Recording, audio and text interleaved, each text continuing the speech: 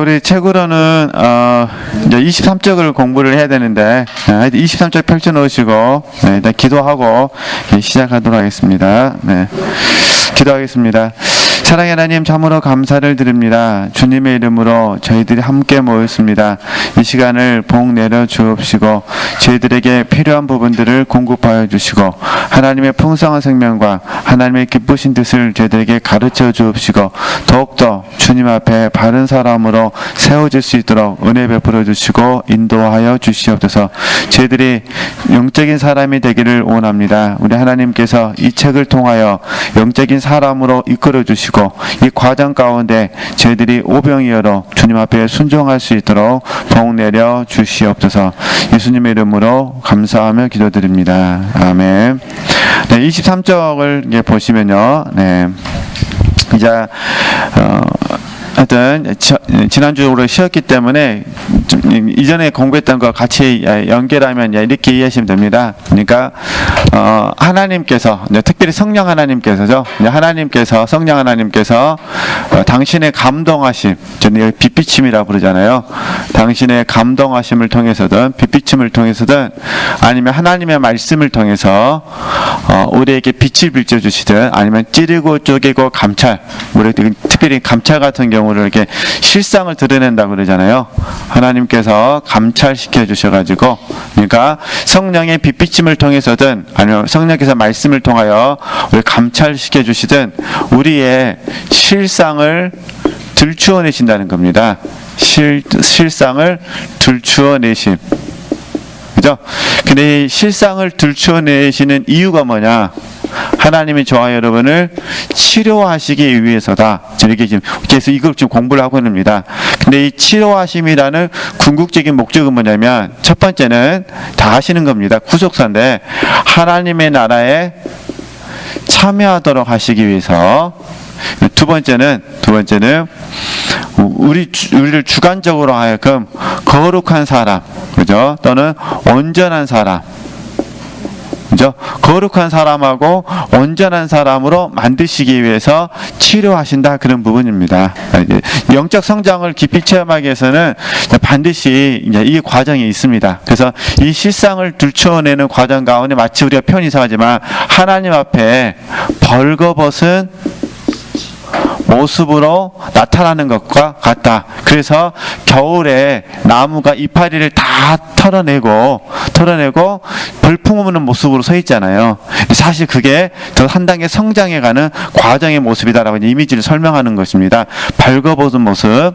근데 이건 이제 오늘과 연결하면은 이제 미리 설명하고 제가 책 읽으면은 이 벌거벗은 모습은 이제 이렇게 이해하시면 됩니다. 이렇게 어떤 부분이냐면 하나님, 성령 하나님과 상관없는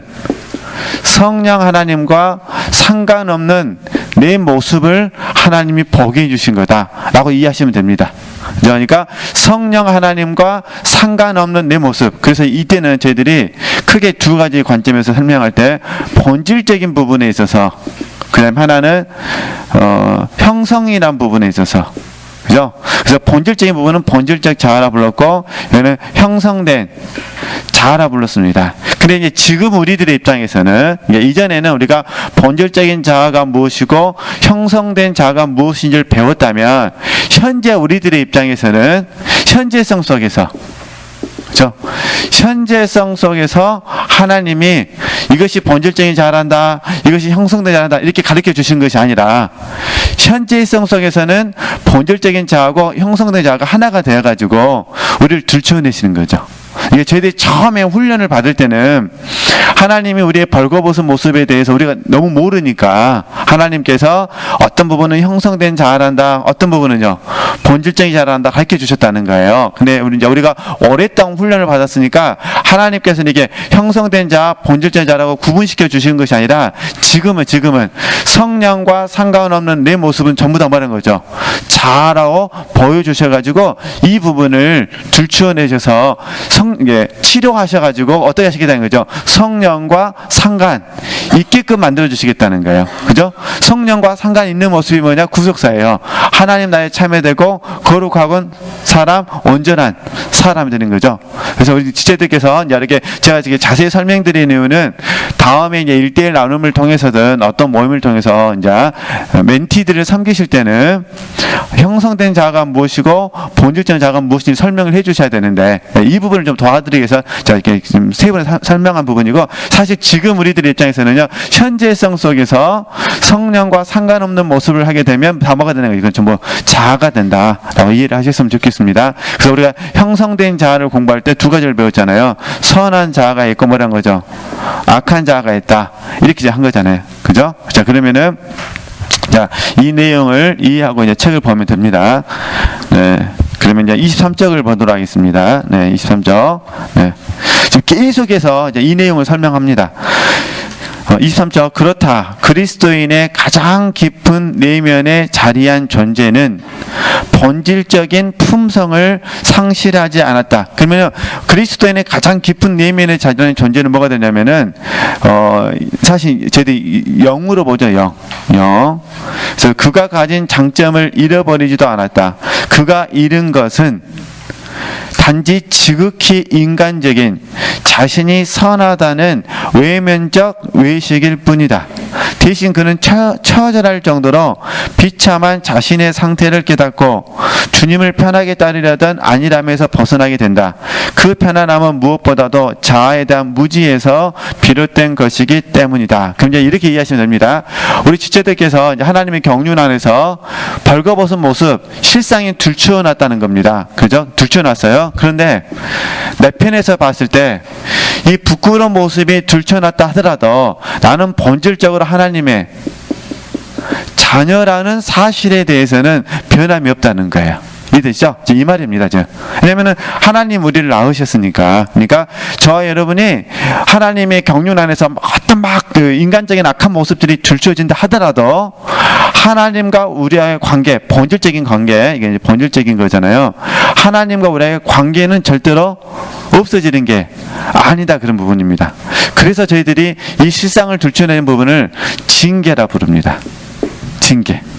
그래서 그 징계를 저희들이 연단의 범주 안에 포함을 시키는 겁니다. 연단의 범주 안에. 이해되시겠죠? 그러니까 저도 그렇고 지체들도 그렇고요. 오늘 벌거벗은 모습이 보여가지고 하나님 앞에 회개하는 거는 징계를 받고 있는 거예요.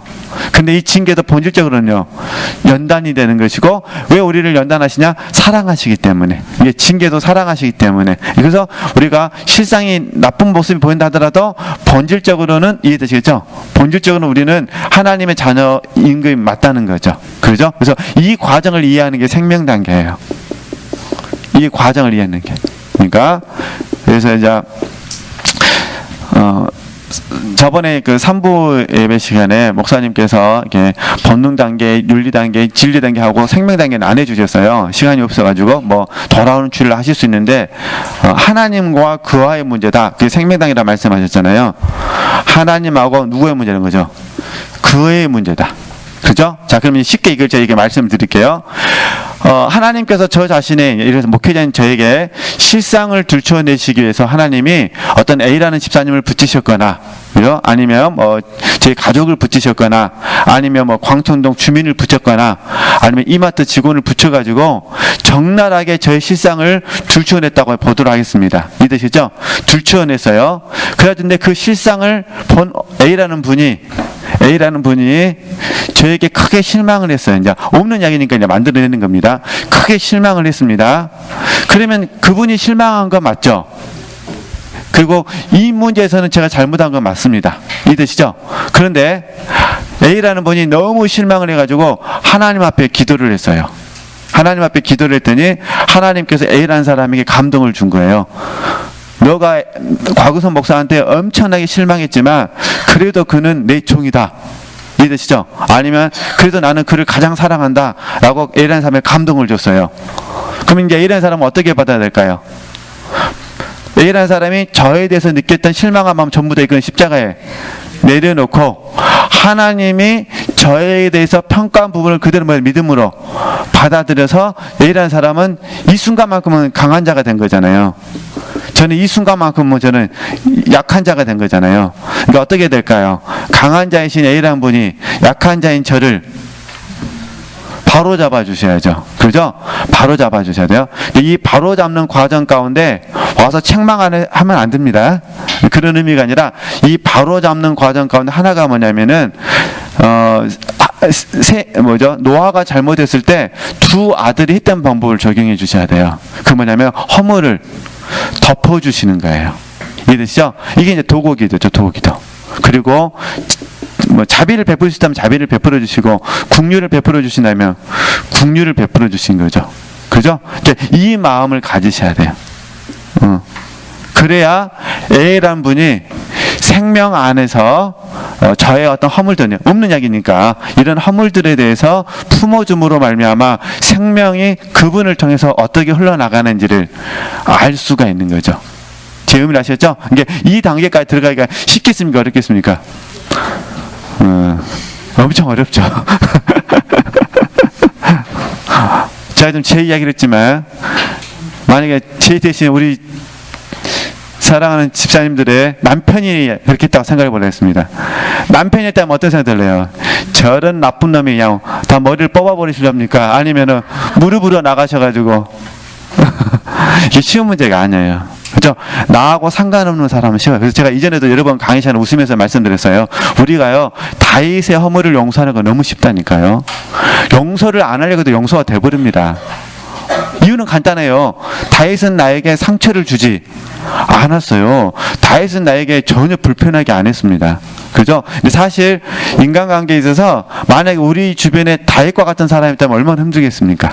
그러잖아요. 그러니까 이런 부분은 쉬운 문제는 아닌데 어쨌든 이렇게 해서 적용하시는 방법이 있다는 거. 그래서 공부할 때는 지금 잔느경이 우리에게 들려주는 부분이 굉장히 이렇게 부분적으로 우리가 경험한 부분도 많이 있습니다만 깊게 생각해 보면은 정말로 우리에게 성령과 상관이 있는 나와 성령과 상관 없는 나의 모습을 보게 하기를 원하신다는 거. 그죠? 그래서 지금의 모습은 전부 성령과 상관 없는 내 모습입니다.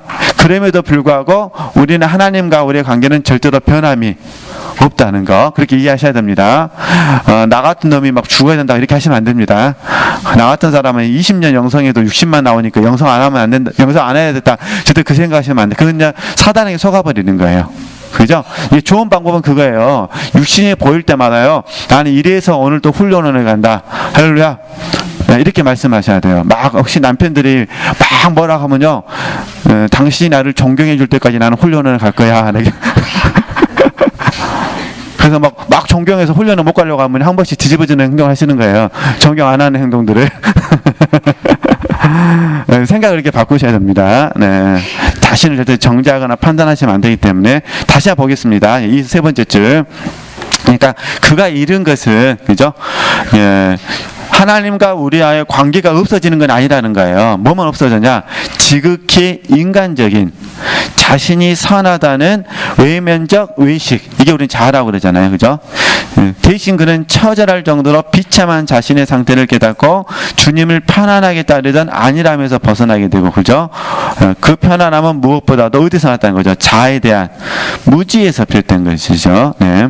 나무에게 일어나는 이 일이 당신에게도 일어난다. 그리스도인은 이제 벌거벗고 상처받아 아무것도 가리지 않은 모습 그대로 드러나게 될 것이다. 그죠? 우리 민낯이 드러난다 그런 부분입니다. 주변의 모든 사람들이 처음으로 그의 모든 결함들을 보게 된다. 그 사람들 우리를 볼 때 충격을 받을 수는 있다 그런 부분입니다. 그러나 이전에는 가려져 있었고 외적인 덕목들로 숨겨져 있었던 결함들이 가감없이 불성사납게 드러나는 것이다. 때론 그렇게 벌거벗고 나서 그 사람의 자존심이 너무나 치명적인 상처를 입어 다시 원래 상태를 회복하지 못하고 다른 수준의 그리스도로 살아가거나 혹은 완전히 주님을 따르는 길을 포기하게 되는 경우도 있다. 사실 이런 경우도 있습니다. 왜냐하면 제 훈련에 오셔가지고 자아가 들추어지니까 그만두신 분들도 있습니다. 그러니까 말씀이 은혜가 안 돼서가 아니라 말씀을 듣는 동안에 막 자아가 들추어지니까 붙여주니까 너무 괴로운 거예요. 그래서 그만두신 분도 있는데 그렇게 이해하시면 됩니다. 그래서 우리가 할 수만 있다면 제일 좋은 방법은요, 하나님 이야기 같이 써놨으니까 들춰내심 이 부분에 적극적으로 저희들이 감사와 찬양을 드리는 게 제일 좋습니다. 그러니까 치료하시기 위해서 나의 실상을 들춰내 주시니 하는 거죠. 감사합니다. 치료하기 위해서 내 실상을 들춰내 주시니 하나님을 찬양합니다. 이렇게 적극적으로 화답을 하셔야 됩니다. 그리고 여기에 이제 믿음을 적용하셔야 됩니다. 믿음. 하나님이 나에게 가장 좋은 곳으로 지금 주셨습니다. 우리 여기 신뢰라 부르잖아요. 이렇게 적용하셔야 된다는 거. 그리고 하나님께서 하실 것을 의뢰해 드려야 됩니다. 이걸 바로바로 적용해 주셔야 돼요. 실상이 들춰내지고 감사 찬양되고 믿음, 신뢰, 의뢰라는 드립니다. 근데 이게 사실 잘 안 되는 이유는 뭐냐면요, 우리 주변에 혹시 우리를 비판하는 사람들이 있다면 이분들이 율법적 사고를 가져서 그렇습니다. 율법적 사고, 율법적 가치관. 그래서 우리 지체들께서 이 율법적 가치관을 갖고 있는 사람들을 바라보면 억장이 무너질 때가 있습니다. 이유는 뭐냐면 자기는 하나도 안 바꿔지면서요, 맨날 나만 바꾸라 그래요. 그럼 억장 무너지세요, 안 무너지세요? 그 자기가 잘못한 것은 전부 그냥 뭐 합리적인 명분을 내서 가지고요 다 옳다가고 이러면 이제 스트레스를 받죠. 그렇지만 사실 우리 지체들이 훈련이 힘든 이유는요, 실상이 들춰나서 이 부분이 힘든 것이 아니라 우리가 함께 있는 누군가에 의해서 율법적 가치관으로 해서 비판과 판단을 받기 때문에 힘든 겁니다. 그래서 내가 적극적으로 하나님을 바라보게 되면은 감사 찬양이 되는데 이쪽을 바라보면 속이 상하는 거잖아요. 그래서 우리가 아가서 1장 말씀이 얘기됩니다. 나를 흘겨보지 말 것은 이랬잖아요. 그죠? 흘겨보지 말라는 거예요. 사실 율법적 가치관을 갖고 온 사람은 흘겨볼 수밖에 없죠.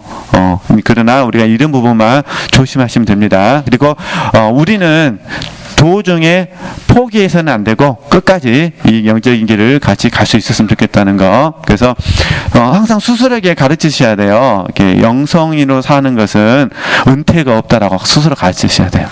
할렐루야. 그죠? 물론 우리가 이제 시간이 지나서 다들 늙어가지고 독서팀에 나올 힘이 없어서 우리 이제 계단 올라오다가 힘들어가지고 저부터 힘들어, 아이고 힘들어. 그래서 이제 독서팀 문을 닫을 수는 있겠지만 뭘 할 수는 없다고요. 은퇴는 죽을 때까지 물 가까이 하셔야 돼요. 책을 이렇게 품고 있으셔야 돼요. 읽을 힘이 없으면 배우고라도 이렇게 그것도 없으시면 책 제목이라도 이렇게 스스로에서 가르치셔야 됩니다. 영성에는 은퇴가 없다. 그러죠? 이렇게 열심히 하셨으면 좋겠습니다. 그 다음에 계속 보도록 하겠습니다. 그 다음에 길고 차가운 겨울 내내 숲속의 모든 나무들 중 가장 처절하게 말라 비틀어져 마치 죽은 나무처럼 서 있어야 할지도 모른다. 이게 좀 처참한 모습이라는 거예요. 하나님이 들춰내실 때는 그 나무는 실제를 알지 못한 채 철저한 파멸을 경험하고 비참함을 감당해야 한다. 하지만 분명한 진실은 어딘가에서 움트고 있다. 그러면 이제 좀 이 부분을 보충 설명해 드리도록 하겠습니다. 그럼 봐보세요. 실상이 들춰냈습니다. 감사 찬양을 드립니다. 믿음을 드리고 신뢰를 드리고 의뢰를 드립니다. 이게 하나님과 우리의 관계예요. 근데 율법적 가치관을 가지고 있는 분들이 우리를 비판을 해야 됩니다. 그럼 어떻게 되냐? 여기에 나오는 공과가 뭐냐면 그 사람들과 관계에 있어서 우리가 원망과 시비를 피해야 된다는 거. 이게 공과입니다. 이게 우리가 인간관계에 있어서 많이 힘들어하는 것 중에 원인을 가만히 보면요, 율법적 가치관을 가진 사람들과 교제를 나눌 때 힘들어합니다. 그죠? 그래서 우리가 이게 자아가 많이 들춰질 때 영적인 사람들과 교제를 나누게 되면은 소망이 생기고 이게 소망과 이루가 생깁니다. 그리고 하나님이 우리에게 안위를 주셔가지고 우리를 안심시켜 주십니다. 이 힘이 있다, 그런 부분이에요. 평강이 있는데 율법적 가치관을 가진 사람을 하나님 붙여주시면은 그분들이 어떤 말을 했을 때 그 말로 인해서 내가 원망하고 시비하고 있기 때문에 힘든 겁니다. 근데 우리가 만약에 훈련이 잘 돼가지고 원망과 시비가 없으면 어떻게 될까요? 다툼은 점점 줄어들겠죠. 이게 지금 우리가 현재 수상의 입장에서 봤을 때 저와 여러분 혹시나 인간관계에 계속해서 불필요한 갈등이 생기는 이유는요, 그 사람에 대해서 또 그 사람 하는 말에 대해서 원망하고 있고, 그 다음에 뭐가 있는 거죠? 시비하고 있습니다. 근데 이제 오랫동안 훌륭하신 분들은 원망은 거의 안 합니다. 원망은 거의 안 하는데 제일 많이 하는 게 뭐냐면 뭐라는 거죠? 시비 갑니다. 시비. 네, 그래서 어찌됐든 저나 우리 지혜들이 뭐 하지 않으셨으면 좋겠어요? 시비하지 않으셨으면요. 네, 시비만 줄어들면은 그들이 내게 뭐라 말하는데 괜찮습니다. 옳소이다. 이렇게 된 것은 아버지의 뜻입니다. 막 뭐라고 하면 주님의 수치를 경험시켜 주시니 감사합니다. 막 뭐라고 하면 저들이 몰라서 그렇습니다. 저들을 국민에 껴줘서. 근데 우리는 거기까지 안 되죠. 시비가 돼갖고 막 이렇게 시비를 막 해버리잖아요. 이게 그러면 또 안 되기 때문에 더 계속 보도록 하겠습니다. 네. 근데 이제 너무 놀라운 거는 그런 과정 가운데 진실은 어딘가에서 움트고있다. 실제로 그 나무는 자신의 생명을 보존하고 자신을 강건하게 만들어줄 과정을 뭐라는 거죠? 경험하는 중이다. 쉽게 말해서 이런 표현이에요. 한 알의 밀이 땅에 떨어져 좀 먹는 거죠. 죽고 있는 과정입니다. 썩어져가는 과정이거든요. 근데 그게 무엇이냐면 혼의 생명이 썩는 거예요. 그러니까 하나님께서 우리에게 이런 과정을 통해서 뭘 하게 하시냐? 혼의 생명을 빼시는 거예요. 혼의 생명. 그죠? 혼의 생명을 하나님께서 지금 철저하게 십자가에서 빼시는 과정, 이걸 철이라고 그러거든요. 처리하시는 과정이죠. 그러면은 미리 이제 말씀을 드리면은, 자, 하나님께서 혼의 생명을 처리하시는데 이 처리할 때 어떤 현상이 생기냐면은 이거 당연히 있습니다. 실상을 들춰내는 건 당연한데 이 혼의 생명 하나님께 십자가 처리하실 때 이 혼의 생명은 무슨 말이냐면 잘 아시는 것처럼 주도권을 갖는 거거든요. 생명이라는 거는. 그러니까 우리가 영의 생명을 갖는다는 것은 영이 주도권을 갖는 거예요. 혼의 생명을 갖는다는 것은요, 혼이 주도권을 갖는 거예요. 그러니까 쉽게 말해서 내가 주인이다 그 말이죠. 쉽게 말하면. 그러니까 내가 주인이다. 그죠? 그러니까 내 힘으로 한다. 이게 강하죠. 혼의 생명이 세신 분들은 내가 주인이고 내 힘으로 하고, 제가 좀 좋게 말해서 내가 주인이지만 내 마음대로 한다 그거잖아요. 내 마음대로 한다. 그럼 내 마음대로 한다는 건 잘 아시잖아요. 생각에 충실하고 본인의 감정에 충실하고 본인의 의지에 충실하시잖아요. 그죠? 하여튼 뭐 좋은 표현은 아니지만은 홍준표 분이 그렇다는 것이 아니라 그분이 하고 있는 뉘앙스가 그거잖아요. 자기 생각이 옳고 자기 감정이 옳고 자기 의지가 옳은 거죠. 누가 뭐라 한들 자기는 자기 길 가겠다 그거잖아요. 그죠? 이게 이제 우리는 이걸 꼰대라고 부르면서 좋아하지는 않습니다만, 이게 쉽게 예를 들면 그러니까 내 생각, 내 감정, 내 의지, 이게 이제 혼의 생명이에요. 그러니까 하나님께서는 이 실상을 확 들춰내셔가지고요, 우리의 혼의 생명을 지금 이렇게 그냥 땅바닥에서 그냥 들어가가지고 그냥 십자가에서 죽게 만드는 거죠. 죽어야 뭐 하는 거죠? 십자가 처리돼야 여기서 영의 생명이, 하나님의 생명이 살아나게 되잖아요. 이걸 우리가 부활 생명이라 부르거든요. 죽어야 사는 거잖아요. 그러니까 이 과정 가운데서 이제 하나님 어떤 훈련을 하시느냐. 하여튼 이 공과를 잘 통과하신 분들은 고요함을 배우십니다. 우리식으로 말하면 쉼을 배우시는 겁니다. 그래서 그 다음 공과가 고요함을 배우라는 거예요. 이걸 이제 잘 통과되면 고요함을 배우는 겁니다. 근데 잘 통과되지 않으면 어떻게 될까요? 여기서 이제 막 복잡한 과정이 생기는 거죠. 그래서 그 과정이 뭐냐, 이거 설명하는 거예요. 그 과정에서 저희들이 배우는 게 크게 세 가지예요. 다 지금 이미 쓰면 다 알아요. 내려놓음, 그 다음에 맡김, 그죠? 그 다음에 우리가 늘 하던 훈련, 의뢰하는 훈련. 이게 지금 이 세 가지를 이제 하고 있는 거죠. 그러니까 내려놓으시고 잘 맡기시고 그 다음에 하나님을 의뢰하면 고요함이 찾아와요. 근데 이제 내려놓지 않으면 어떠세요? 마음이 시끄럽고 이렇게 맡겨지지도 않고, 맡기지 않으니까 하나님을 의뢰하지도 못하고, 그러니까 다시 어떻게 하죠? 내가 해야 되죠. 내가 지금. 그잖아요. 하나님을 의뢰하지 못하면 내가 해야 되잖아요. 뭐 집안에서도 봐보세요. 예를 들어서 만약에 이제 아내들이 남편들에게 방 청소를 시켰어요.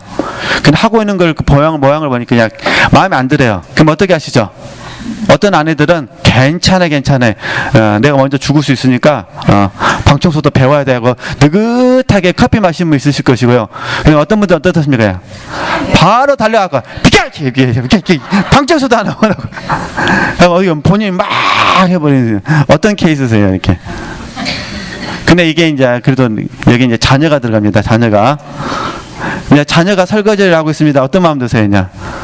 이때 이제 두세 가지 마음이 나오죠. 이제 더 커가지고 이제 된장찌개를 끓이고 있습니다. 아주 복잡한 문제가 생겨요, 이게. 이제 있어서. 그 다음에 이제 잘나서 이제 며느리가 들어왔습니다. 며느리가 이제 된장찌개 끓이고 있습니다. 어떤 마음 드세요? 가서 자상하게 가르쳐 주고 싶으세요? 이게 복잡한 현상들이 막 생기는 거예요. 이렇게 하다가 이제 교회에서 이제 여성교회 회장이 됐습니다. 뭐 총무가 됐습니다. 그러면은 이런 과정들이 반복해서 현상들이 생기는 거죠. 저도 마찬가지입니다. 저도 예를 들어서 제 밑에 같이 일하던 동역자들이 있는데 만약에 동역자들이 일이 많이 미숙하다 그러면 어떤 마음 들까요? 그냥 막 불안하면 잘 그냥 믿고 놔두면 상관없는데 불안하면 어떤 마음 들까요? 그냥 가가지고 내가 하겠다고 그냥 몸도 안 좋으신 것 같아 좀 쉬시라고. 근데 상대방이 고마운 마음을 받아서 아멘 하면 되는데 그 고마움을 안 받으면 어떻게 될까요? 마음속에서 섭섭한 마음이 들어오면 사표를 써야 되냐 말아야 되냐 이런 현상이 생기는 거잖아요. 가만히 우리가 우리 과정을 보면은 지금 이 과정에서 훈련을 받고 있다 그런 부분입니다. 그래서 내려놓으시거나 아니면요 맡기시거나 아니면 의뢰를 잘. 근데 제가 보기에는 이 세 가지는 함께 가는 것 같아요. 그래서 이걸 이제 우리는 이제 오랫동안 훈련 받았으니까 이 고요함을 제대로 뭐라 부르냐면 상간치 않기로 이제 부르죠.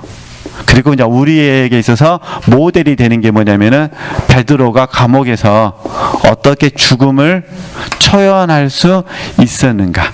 그죠? 그러니까 베드로가 하나님을 신뢰한 건 맞지만 그게 목적이 아니라 베드로는 자기의 죽음에 대해서 뭐 하지 않았다는 거죠. 상관하지 않았다는 거. 그리고 또 사도 바울이 그랬기 때문에 자기 인생에 대해서 자기는 죽는 것도 뭐 하는 거죠. 각오한다고 말할 수 있었다는 거예요. 이게 상관치 않기를 이제 배우고 있는 거거든요. 그래서 이렇게 이해하시면 되실 것 같습니다. 그래서 이제 이걸 잠깐 오늘 제가 설명하는 부분이 틀릴 수는 있어요. 왜냐면 이기환 목사님께서 계속해서 성장 더 깊은 얘기를 해 가시면서 그 개념들을 좀씩 이렇게 바꾸시더라고요. 그러다 보니까 이제 또 제가 이기환 목사님께 배운 지식이 좀 미숙한 부분일 수도 있는데 하여튼 현재 제가 이해하고 있는 범위로 보충해서 말씀드리면은 내려놓는다는 것은 이렇게 이해하시면 돼요. 네. 그러니까 뭐 순서는 중요하지는 않는데 그래도 일단은 내려놔줘야 맡기고 맡겨줘야 의리가 되겠죠. 꼭 이 순서가 되는 건 아니겠지만 우리의 경험에서 보면 그러잖아요. 자녀 문제가 있을 때 바로 맡기신 분도 있으시겠지만은 못 내려놓으니까 못 맡길 수도 있잖아요. 그러니까 내려놓고 뭐 하는 거죠? 맡기고 하나님을 의리하자. 이런 과정에서 상관치 않기를 배우자는 거니까. 그래서 이제 결국 이 내려놓는다는 것은 잘 아시잖아요. 내려놓는다는 것은 책임이라 부를 수도 있고 또는 짐이라 부를 수도 있고 그렇잖아요. 이게 내 짐을 내 책임, 내 짐을 어떻게 하는 거죠? 내려놓는다는 것은요. 놓는 거니까 흘러보내는 거잖아요. 쉽게 말해서 손에서 흘러 보내는 거. 이제 이걸 우리가 이제 내려놓음이라고 말할 수 있겠죠. 그러잖아요. 물론 이제 그 유명하신 선교사님이 말하는 내려놓음의 개념하고 좀 다를 수는 있겠습니다만, 하여튼 우리 편에서 봤을 때 그냥 내 마음속에 부담이 있으면은 부담을 내려놓자. 그러니까 그 뭐냐는 거죠. 내 손에서 그 부담감을 흘러 보내자. 이게 누구한테 흘러 보내야 될까요? 주님에게 보내야 되잖아요. 이게 흘러 내려서 주님께 흘러 보내가지고 주님께 뭐 하는 거죠? 맡기는 거죠. 이게 쉽게 해서 맡긴다는 것은 이제 이때 되면은 내 일이 아니라 누구 일이 되는 겁니까? 주님의 일이 되는 거죠. 그래서 내려놓음과 맡김을 한 문구로 봐야 될 건지 아니면 좀 쪼개서 봐야 될 건지 좀 그런데 결국 하나로 봐온 게 더 맞을 수 있겠죠. 왜냐면은 손에서 흘러 보내는 거 내려놓고 그거를 주님께 뭐 하는 거죠? 맡기는 거니까. 주님께 맡긴다는 것은 내 일이 아니라 누구 일이 된다는 거죠? 주님의 일이 된다는 거잖아요. 그죠? 이 일은 주님의 일입니다. 저 주님께 맡기셔야 됩니다. 내려놓으면 손에서 놔버리는 거, 주님께 짐을 맡기는 거. 쉽게 표현해서 주님께 짐을 맡기는 거. 맡김. 그러니까 내 일이 아니라 주님의 일. 그러면 이제 의리는 잘 아시죠? 주님의 일이니까 누가 하셔야 돼요? 주님이 하셔야 되죠? 누구 뜻대로 하셔야 될까요? 주님 뜻대로 하셔야겠죠? 그럼 나는 여기에 상관치 않기를 적용하죠. 상관치 않기라는 것은 주님 마음대로 없어서 어떻게 되더라도 나는 상관하지 않겠습니다. 주님 뜻만 이루어지면 나는 그것으로 충분하겠습니다. 이게 이제 상관치 않기니까 이렇게 해서 우리 지체들이 적용하시는 방법이 있다는 거. 이 과정이 지금 그 다음 챕터에 나오는 고유한 법이거든요. 지금 이걸 하나님이 영혼들에게 시키시고 있으시는 거죠. 자녀 경우는 많이 설명하진 않았지만은 저희들이 이제 이런 과정을 통해서 함께 훈련하고 있으니까 금방 그 이해되실 수 있으실 것 같습니다. 그래서 이게 근데 사실 내려놓은 맡김 의뢰는 성장 과정에서도 배우지만은 이미 영혼을 섬기는 일에서도 똑같은 원리를 배우거든요. 영혼을 섬길 때도 내려놓으시고 그 다음에요 맡기시고 그 다음에 의뢰하시고 그러니까 날마다 일마다 심표를 가지면서 이 부분을 점검해야 될 부분이 있거든요. 어쨌든 내려놓은 맡김 의뢰 참 이게 복잡한 부분이 있어요. 그래서 제가 이제 쉽게 우스갯소리 말씀드리면은 내 여성교회 회장님이다. 일주일 후에 만약에 야외를 가기로 했다. 딱 날씨를 봤더니 날씨가 맑아요. 그러면 내려놓으면 좀 더 편해요. 그죠? 근데 딱 날씨를 봤더니 태풍이 분대요.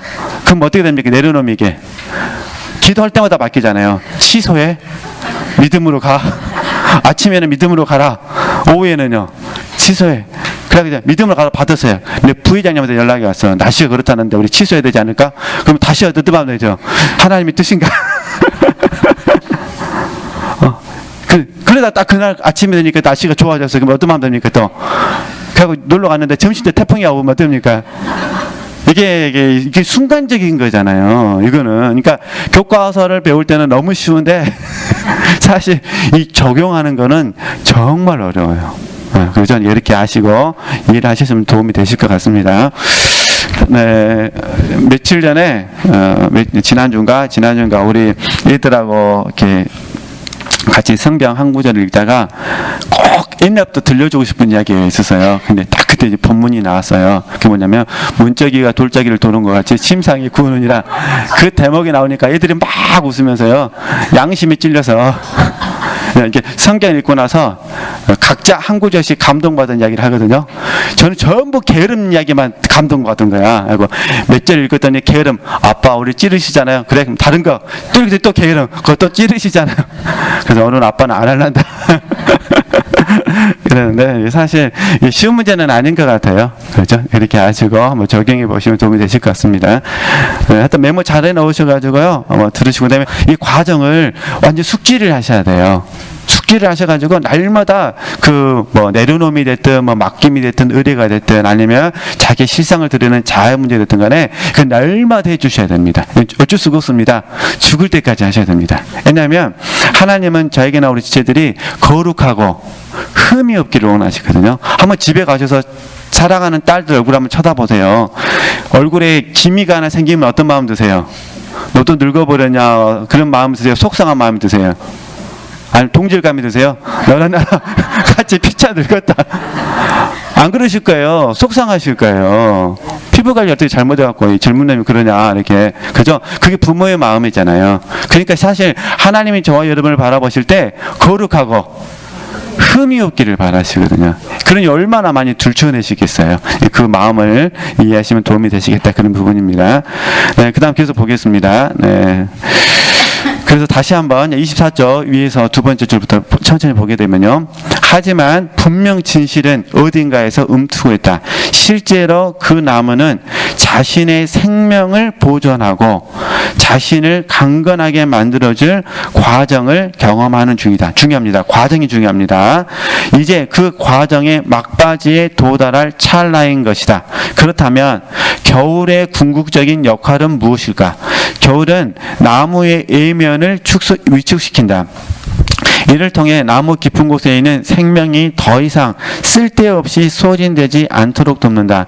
대신 나무의 생명은 가장 깊숙한 줄기와 보이지 않는 뿌리 부분으로 모여든다. 생명이 나무의 가장 깊은 내면 속으로 점점 더 깊이 파고드는 것이다. 그래서 이게 지금 내적인 변화입니다. 내적인 변화. 보통 우리는 깊은 영성이라고 부르잖아요. 지금 내적인 변화를 이야기하고 있는 겁니다. 겉으로는 나무가 죽은 것처럼 보여도 실제로 겨울은 나무를 보호하는 뭐란 거죠? 긍정적인 역할을 감당한다. 그렇다. 잎사귀들이 떨어져 일그러진 나무의 실상이 드러나지만 나무는 그때 가장 뭐란 거죠? 생생한 생명력을 지니게 된다. 이게 고린도후서 4장 16절 말씀입니다. 겉사람은 후패하나 우리의 속은 날로 새롭도다. 그죠? 네. 그 어떤 계절보다도 겨울 동안 생명의 온천과 원리가 더 확고하게 말하는 거죠. 뿌리를 내린다는 것입니다. 그래서 우리가 이제 지금은 뭐 목사님께서 자주 그 찬양을 부르지는 않으시지만은 저희들 초창기 때 영성훈련 받는 초창기 때 많이 불렀던 그 찬송가에 그런 노래 있잖아요. 순풍은 순풍대로 그죠? 순풍 주시니 뭐 하는 거죠? 감사합니다. 그 다음 어떻게 합니까? 가사들 하면 어떻게 되죠? 순풍 말고 뭐가 나오죠? 바람입니까? 어떻게 하네? 강풍. 찬송을 잘 잊어버려가지고 이제 순풍은 순풍대로 우리로 하여금 천국을 향해서 전진하게 만들고요. 강풍은 어떻습니까?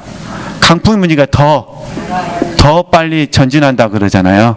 그죠? 그래서 지금 그 말 하는 거예요. 그죠? 그러니까 우리에게 어느 누구나 겨울이 있어야 돼요. 그죠? 이 겨울은 우리에게는 힘들지만 하나님의 관점에서 바라보면 더 뭐하는 거죠? 전진하게 한다는 거예요. 그죠? 이 겨울이 우리에게 결과적으로 어떻게 하냐면요. 우리에게 죄와 싸우되 어떻게 합니까? 피 흘리기까지. 그래서 히브리서 기자 그러잖아요. 아버지가, 그러니까 육신의 아버지가 자녀를 훈육할 때, 징계할 때 자기 뜻대로 한다 그러잖아요. 자기 뜻대로. 그러니까 하나님께서 저와 여러분을 훈육하실 때, 징계하실 때도 어떻게 될까요? 징계하실 때도 당신의 뜻대로 우리를 징계하시겠죠. 근데 이 징계가 우리로 하여금 어떤 사람을 만드느냐? 죄와 싸우되 피 흘리기까지 싸우는 사람으로 만들어 주시죠.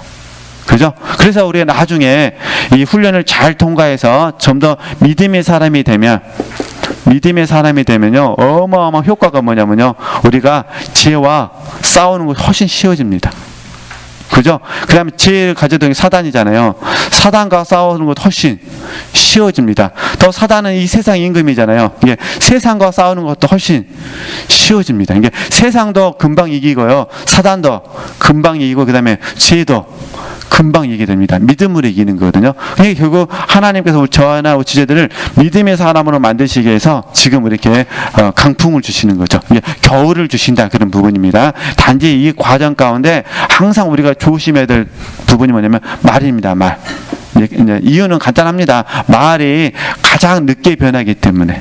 그죠? 말은 가장 늦게 변하기 때문에, 저희 늘 배우셨듯이 늦게 변하기 때문에 이 말에 대해서 조심해야 된다. 물론 이제 말은 어디서 나오냐? 마음에서 나오죠. 네, 마음에 있는 것이 말로 나오니까. 그래서 하나님께서 이 마음을 먼저 고치시죠. 그리고 우리는 이제 말을 하는 태도도 이제 고침을 받아야 되는데, 어찌됐든 이렇게 이해하시면은 지금 겨울을 보낸다는 것이 사람들이 보기에는, 육신적 가치관 또는 율법적 가치관을 가진 사람이 보기에는 우리가 볼품없어 보이지만 하나님의 경륜에서 바라보면 지금 우리가 지금 겨울을 알고 있다는 거예요. 그러니까 이 겨울 속에서 점점 뿌리가 깊어지고 생명력이 강해지는 거죠. 그러니까 더 전진하게 된다. 그렇게 이해하시면, 그래서 이걸 이제 전부 이해하게 되면 저나 우리 지체들이 이제 자연스럽게 입에서 이제 고백이 나오게 됩니다. 다 지금 현재 고백하고 계신 거, 고난당한 것이 내게 뭐라는 거죠? 유익이다. 이런 말씀들이 그냥 자연스럽게 우리에게 체질화되어져서 나와버립니다. 그죠? 거짓말이 아니라, 위선이 아니라 존재 자체가 고난이 내게 뭐라는 거죠? 유익이다. 물론 우리는 고난 없는 걸 소망하죠. 하나님의 경륜 안에서. 그런 하나님이 고난을 주신다 하더라도 그 고난을 뭘로 받아버려요? 유익으로 소화를 시켜버려요. 엄청난 능력입니다. 그렇죠? 이 고난이 오면은 원망하고 불평하는 것이 아니라 하나님이 나를 더 성장시키려고 주셔서 감사합니다 하면서요. 고난을 우리 지체들이 유익으로 전환시켜 버리니까 이게 진짜 남들이 보기에는 이제 도에 통달한 사람이 되는 거죠. 그렇죠? 그 자리까지 이렇게 가시면 됩니다. 이렇게 이해하시면 됩니다. 이전에는 고난이 유익이라는 것을 배우는 하고 시간을 보냈다면 이제는 어떻게 하셔야 되는 거죠? 고난이 오면 내 스스로가 유익으로 전환을 시키셔야 된다는 거. 이렇게 이해하시면 됩니다. 계속 보겠습니다. 네, 다시 겉으로는 나무가 죽은 것처럼 보여도 실제로 겨울은 나무를 보호하는 긍정적인 역할을 감당한다. 그렇다. 잎사귀들이 떨어져 일그러진 나무의 실상이 드러나지만 나무는 그때 가장 생생한 생명력을 지니게 된다. 그 어떤 계절보다도 겨울 동안 생명의 온천과 원리가 더 확고하게 말하는 거죠. 뿌리를 내린다는 거 다 동의되실 것 같습니다. 봄과 여름 그리고 가을까지도 나무는 자신을 치장하고 아름답게 하는데 모든 에너지를 소비한다. 하지만 그것은 나무의 생명을 소비하고 줄기의 가장 깊은 곳과 뿌리에 있는 생명력을 소모하는 대가를 치른다. 이러한 나무가 생존하며 번성하기 위해서 겨울은 반드시는 거죠. 있어야 할 계절이다. 그래서 우리가 요한계시록의 7교회를 보면서요. 좀 이렇게 잠깐 뭐 정리만 해드리면은 다 아시는 부분이니까 사단의 전략이 나와요. 사단의 전략. 첫 번째는 뭐냐면 서머나 교회.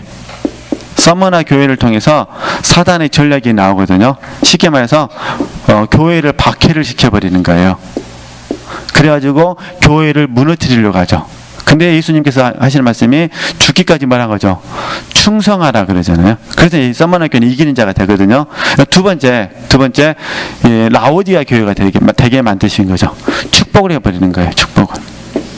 사단의 전략의 두 번째 방법은 뭐냐면 라오디아 교회, 세상과 결탁을 시켜버리는 거죠. 쉽게 말해서 육체를 편안하게 만들어주는 거예요. 육체가 편안하면 그러면 스스로 알아서 어떻게 될까요? 영적으로 게을러지죠. 육체가 편안해지면 이게 사단의 전략이거든요. 그러니까 저와 여러분은 이 사단의 전략을 알고 얼른 어떻게 될까요? 항상 힘들고 어렵지만 빌라델비아 교회가 되기 위해서 우리가 훈련해야 되죠. 그래서 빌라델비아 교회는 충성이 있고 빌라델비아 교회는 형제 사랑이 있습니다. 그리고 빌라델비아 교회는 인내의 말씀이 있습니다. 쉽게 말해서 환난과 핍박이 있다 그런 부분입니다. 그럼에도 불구하고 말하죠. 인내의 말씀. 적은 능력으로 주의 말씀을 지키는 겁니다. 능력이 커서가 아니라 적은 능력으로 주의 말씀을 지키는 교회. 이게 지금 겨울나기거든요. 우리가 이렇게 이해하시고 사실 우리의 삶 자체가 그렇습니다. 그래서 아직 제가 우리 열린 나눔의 회원들하고 그 다음에 우리 독서팀 임원들 아직 의논을 하지는 않았는데 제가 지금 5월달 또 이렇게 가정의 달이잖아요. 그래서 지금 5월 달이 될지 6월 달이 될지는 모르겠지만은 하여튼 5월 달 아니면 6월 달 그중에 금요일 하루를 좀 날 잡아가지고요. 그냥 금요일 한 10시 반이나 11시 정도에 특강을 하나 좀 하려고 좀 기도 중에 있습니다. 그래서 어떤 특강이냐면은 표현이 이상하지만은 노인분들을 위한 어르신들을 위한 영성훈련 이렇게 그래서 그 나이를 먹는다는 것은 어떤 의미가 있는가 그리고 특별히 사도 바울을 통해서 육체가 노쇠해 가잖아요. 노쇠해져 가는 그 과정 가운데서 사도 바울이 어떻게 그 부분을 대처하고 있는가 이런 부분들을 좀 같이 이렇게 나눠보고 싶은 소원이 있어서 그래서 이제 뭐 다음에 이제 일단 나눔회가 다음 주에 모이거든요. 다 나눔회 회원들하고 이야기해보고 그 다음에 그 의견을 모아서 이제 독서팀 임원도 좀 이야기를 해가지고 금요일날 이 자리에서 이제 5월 달이 될지 6월 달이 될지는 모르겠지만은 금요일날 이렇게 강의는 뭐 1시간 반 정도만 하고요. 식사 대접도 해드리고 그렇게 하면서 다시 한번 우리가 나이를 먹는다는 것이 우리에게 어떤 그 영적 진보를 방해하는 것이 아니라 나이를 먹어감으로 말미암아 영적 진보가 더 어떻게 하면 더 강해질 수 있을 것인가 그런 부분입니다. 이해되시죠? 보통 세상은 그러잖아요. 나이 먹으면 뭐합니까? 나이 먹으면 전부 다 뒷전으로 물러가라 그러잖아요. 근데 영적인 진보는 절대 뒤로 물러가서는 안 되거든요. 영적인 진보는 어떻게 하냐면 전부 다 이렇게 앞으로 더 나오셔야 됩니다. 그죠? 그래서 사실 우리 독서팀도 어르신들이 더 와야 돼요. 이게 계단 때문에 무서워서 못 오시는데 사실은 더 의지를 들여서요. 나이가 많이 드실수록 더 의지를 들여서 공부를 하셔야 돼요. 왜냐하면 더 잘 잊어버리시니까. 더 잘 잊어버리니까 좋은 방법 뭐겠습니까? 계속해서 들어야죠. 안 들으면 이제 잊어버릴 것도 없어요. 그러잖아요. 뭐 들은 게 있어야 잊어버리지. 그래서 이제 그런 부분들. 그래서 제가 지금 그 헨리 나우엔의 책, 그 나이 든다는 것은 그래서 일부러 그 책을 다 읽었어요. 그 다음에 이제 고린도후서 말씀, 또 디모데 전후서 말씀 이런 말씀들 중심으로 해서 사도 바울의 추구 정신, 이제 사도 바울이 노년이었을 때 어떻게 또 추구 정신을 가졌는가. 그 다음에 헨리 나우엔이 노인들을 어떻게 섬겨야 될 것인지 그런 부분들을 위해서 이제 저희들이 이렇게 뭐 명목상 어른들을 위한 강의인데 사실은 함께 하는 거죠. 그래서 처음에는 나눔회에서 하려고 했는데 우리 독서팀 회원들도 같이 있으면 좋겠다는 생각이 들더라고요. 왜냐면은 부모님들 섬기시고 계시잖아요. 근데 부모님을 잘 섬기려면 젊은 저도 우리 어머님이 계시니까 저도 나이를 먹는다는 걸 인정하고 들어가야 어머님을 섬길 수가 있는 거잖아요. 근데 나는 영혼이 젊고 우리 어머니는 영혼이 늙고 이러면 대화가 안 되는 거잖아요. 그러나 나도 늙고 우리 어머니 늙고 피차 늙어간다. 그 마음속에서 함께 가야 될 필요성이 있어서 이렇게 광고를 드려봤습니다. 그렇게 이해하시면 되실 것 같고요. 오늘 여기까지만 하시죠. 그죠? 그러면은 이제 다음 주에 다시 그 24조 봄과 여름 그리고 가을까지 여기서부터 설명을 하도록 하겠습니다. 이렇게 이해하시면 되실 것 같습니다. 하나님께 영광 돌리겠습니다.